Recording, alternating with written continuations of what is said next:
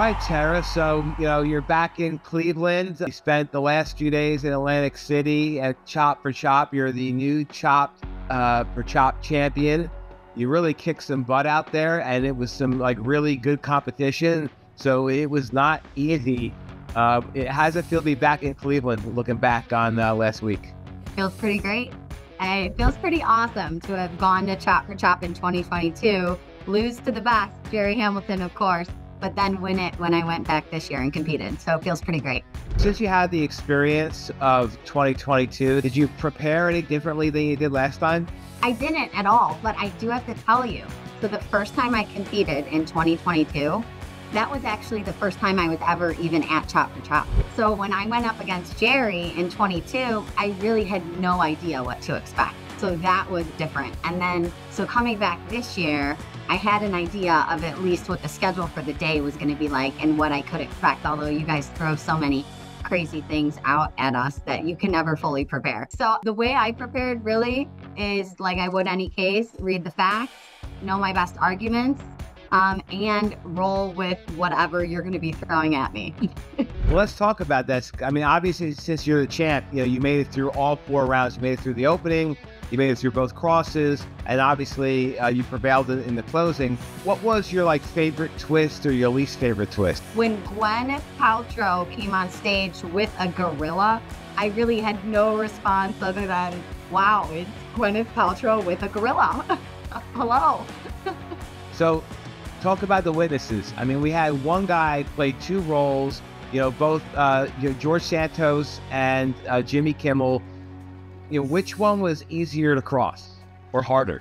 Well, the easier cross for me was George Santos. John played both, and who is amazing and hysterical himself as well. So sometimes he can make it difficult to maintain composure. George Santos, I think, was easier for me to cross because there's so much out there about him to attack his credibility. And when you're, crossing a plaintiff, that's usually one of the topics you want to hit is their credibility. Jimmy Kimmel was a little bit more difficult, especially based on the fact pattern and the facts of the case. But I really just focused with Kimmel on what I needed to show the breach of contract and getting those points out, which I was able to do so that if I stood up for close, which I did, I was able to really bring my claims full circle and show that there was this breach of contract. And this case isn't just, complete and total malarkey from George Santos. This is a real case. There was a contract and there was the breach, and Jimmy Kimmel told you that he breached that contract. One more question about the green room. So going back to when you're all getting ready for the opening round, right? It's like the bullpen. You're in there. It's you, it's Jeremy, it's Leslie, it's Suzette. I mean, since you've been there, done that, and you probably were a little bit more zen, were they all worked up, getting ready to head out on stage into their own reality TV disaster show? I think everyone was nervous. I mean, even doing it one time, I was still nervous this time.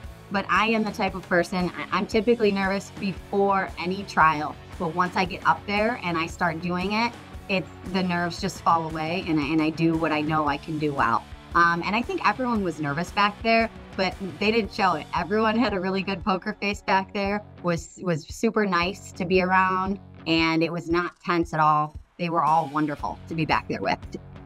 I got one last question, and then we got to roll. You got to go back to your billable hours, and I've got to go back to thinking about the different ways that I can entertain the masses. Justice Medina, broke out in his own version of speaking Spanish. Did that throw you for a loop? How did you take that? Yes, it absolutely did at first because I do not speak Spanish. So, and then he just kept talking in Spanish. So it definitely threw me for a loop. But I think one of the best things to do during these competitions is to acknowledge the curveball that you're throwing at us and play with it for a moment and then get back to where you were at as best as possible and as smoothly as possible. So I like to think I did that, but he really talked for a while in Spanish. He did, and he leaned into the microphone really well this time. Sometimes he has the habit of leaning back and he's saying, "What did he say?" But we had the Magna Legal Services interpreter on site. That was great. Tera, you crushed it. You deserve all the accolades. I'm so happy that you came back and you did it again. and I'm looking forward to seeing you perhaps return to the stage, and definitely look forward to seeing you, take the stage in Vegas. So thank you so much. I really appreciate you. Thank you. I really appreciate everyone so much at Magna. You guys are great, and another great conference. I can't wait for the next one.